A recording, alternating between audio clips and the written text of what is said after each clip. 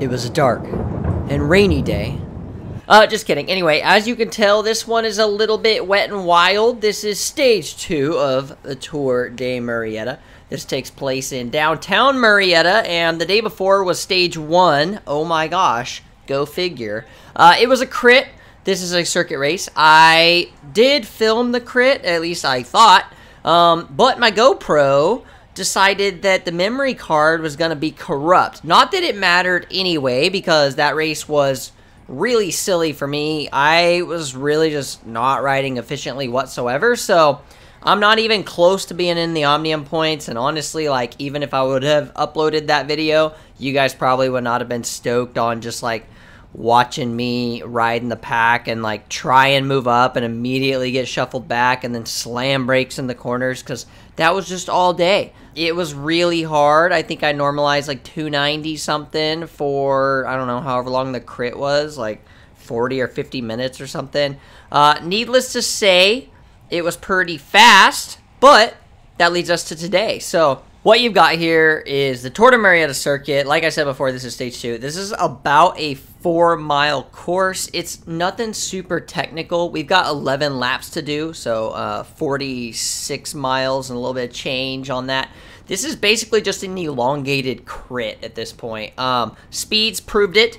We did like 26.9 miles an hour or some odd ridiculousness. So it was fast, man.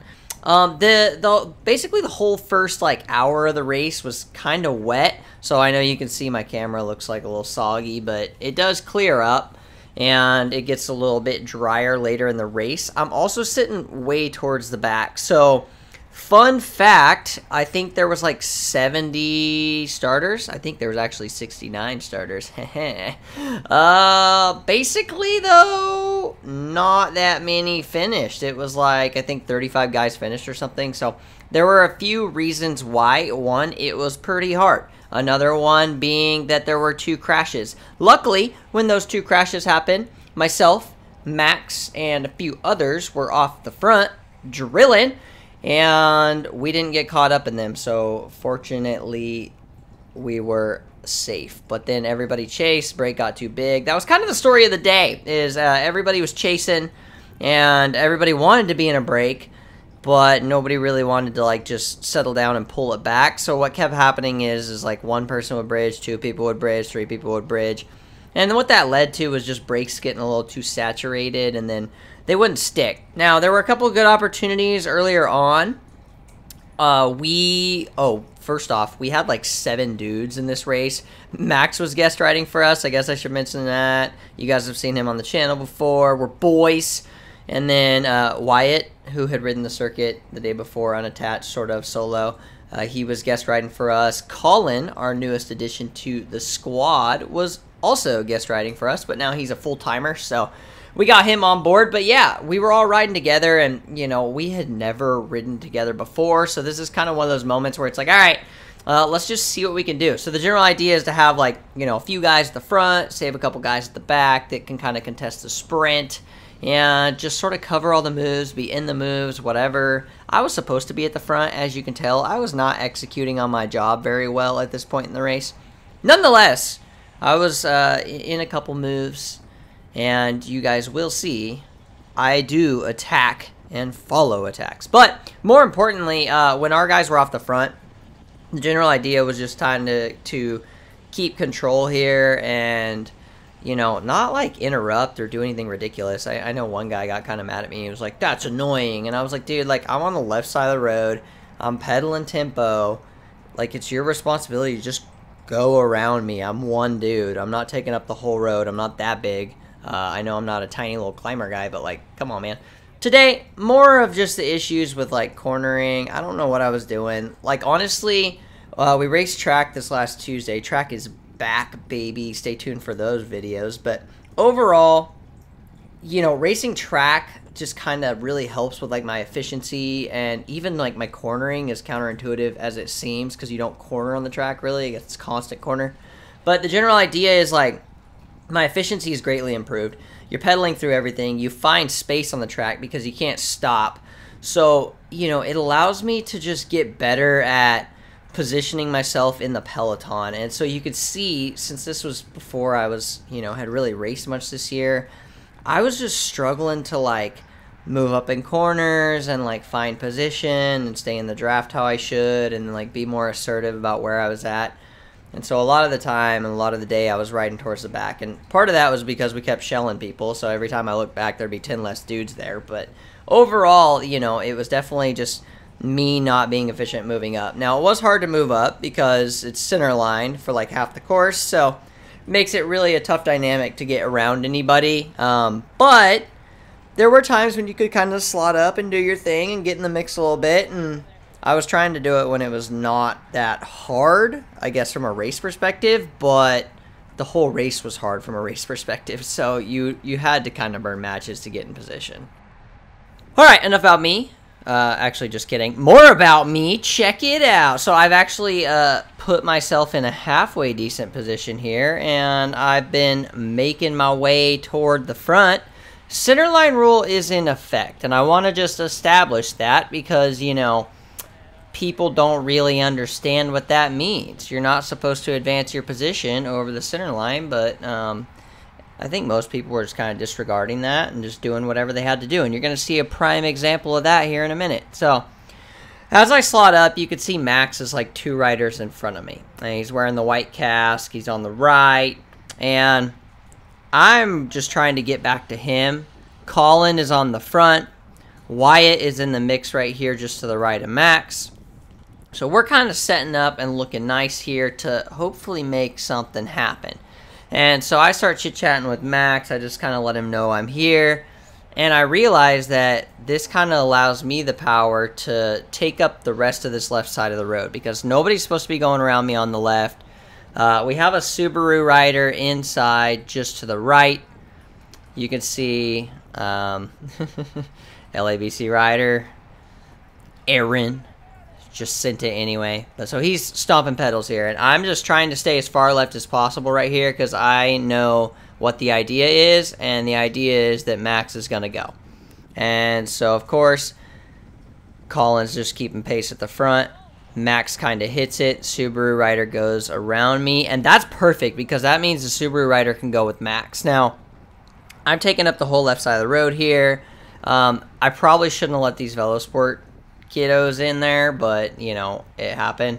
I'm kind of getting pushed out to the other side here. A little bit of bumping bars and stuff's going on, but I should have probably been a little more assertive there and just stayed blocking the road. But Subaru is on the front with Colin, and we are up the road with Subaru. So the general idea there is that we can take up the roadway and they can kind of sneak away. But seems like, I don't know if Velosport didn't want to break to stick or what, but they definitely would like immediately hop on stuff and chase. And Lux was doing a lot of that early on, but I think we're down to not many Lux riders left. I know, I believe a few of them got taken out in the crash, which is a bummer. You hate to see that, but nonetheless, you could see already, I think that this is where Max and that Subaru rider got brought back. So now we're getting to the point in the race where if something is going to go, it's going to go kind of in this window, right? We're in the last few minutes here and whatever. So I'm kind of thinking like, all right, this is the opportunity. The group's going slow. Nobody's hammering. And I'm going to get to Max's wheel. And then maybe he's going to tow me up and launch. And then he just so happens to launch at like the same exact time that I was thinking about it. And I was like, dude, I'm already on his wheel. Let's go. But Lux is at the front controlling. They're out of position to follow. I mean, they can kick it up and chase.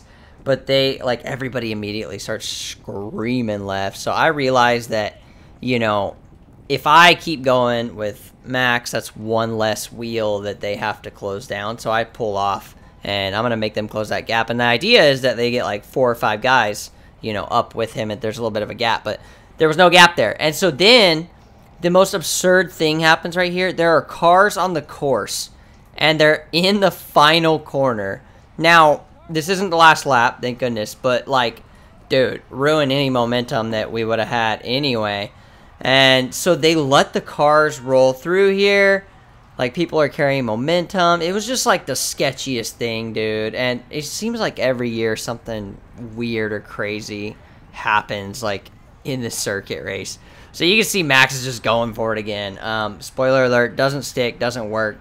And matter of fact, no brakes sticker work, but we gave him a hail, didn't we? All right, so let's jump to the finish here. I want to talk about positioning, and then we'll see how it all shakes out. All right, so last lap, here we are. I am actually in really good position, and Max is on the front, and he's setting tempo, and everybody seems content with that. So what do? I just ruin it, because why not?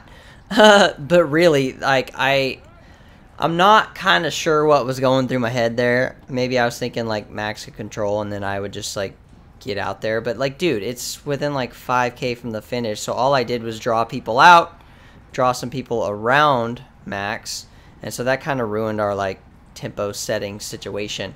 And now what I'm finding is, honestly, like, I think I'm a little too far forward, or at least in my head I was a little too far forward for this finish. And so what ends up happening is I kind of let myself filter backwards, which, you know, that's fine, man. We still got like 2.5, 3 miles to go. But at this point, like, every position matters. Everybody's jockeying for position. Nobody's going to give anything up. So, like, dude, you got to just stay where you're at. And I just kind of screwed that up. Like, for some reason, I thought that spicy little attack was a good idea. And, you know, thought maybe I could roast a match, string things out a little bit. And, you know, hindsight, as I always say, is 20/20. I'm a genius, really. That's what it boils down to. No, but, like, honestly, like, maybe it was a terrible idea. Maybe it wasn't. But nonetheless, I'm still in a decent enough position here for the finish. But some weird stuff happens here in a second. Once we get up and over the hill and then down around a little, like, mini descent, we start kind of pushing forward again.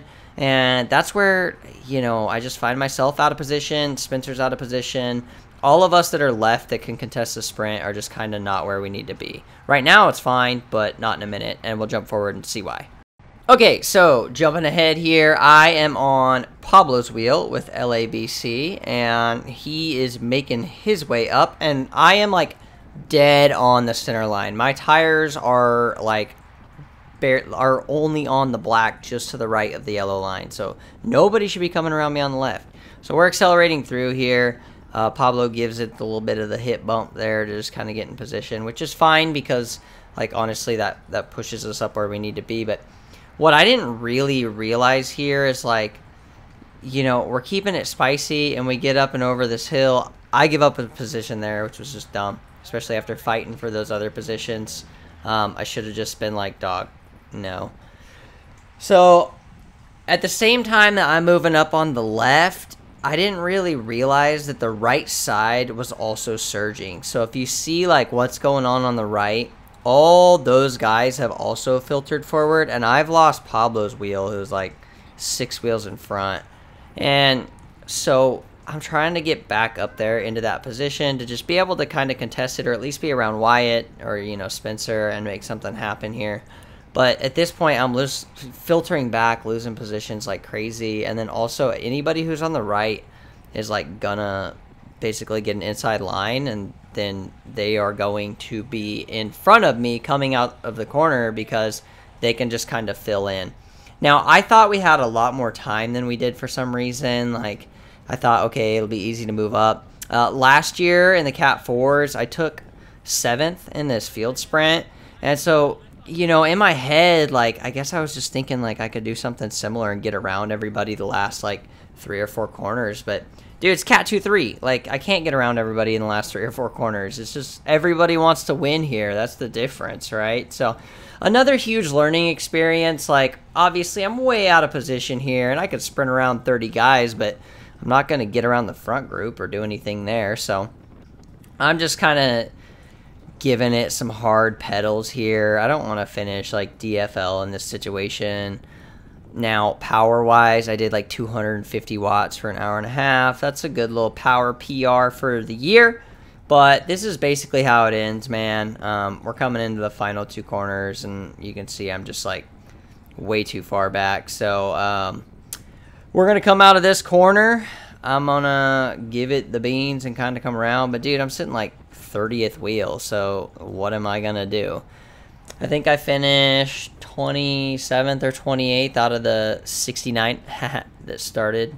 So you know, not a great weekend overall, man. Like, I had bad results both days. As a team, I feel like we could have done better, but, like, you know, that's something that just comes with experience in riding as a team and getting used to each other and kind of learning, like, what each person's role really should be and how we all ride. And so we're getting better, and I know that with time it's going to come, but, you know, overall, really happy with the way my fitness is trending right now. Obviously, it's not 100% on form, but it wasn't the best showing for us. Oh, man, Giovanni, poor guy, goes down at the line.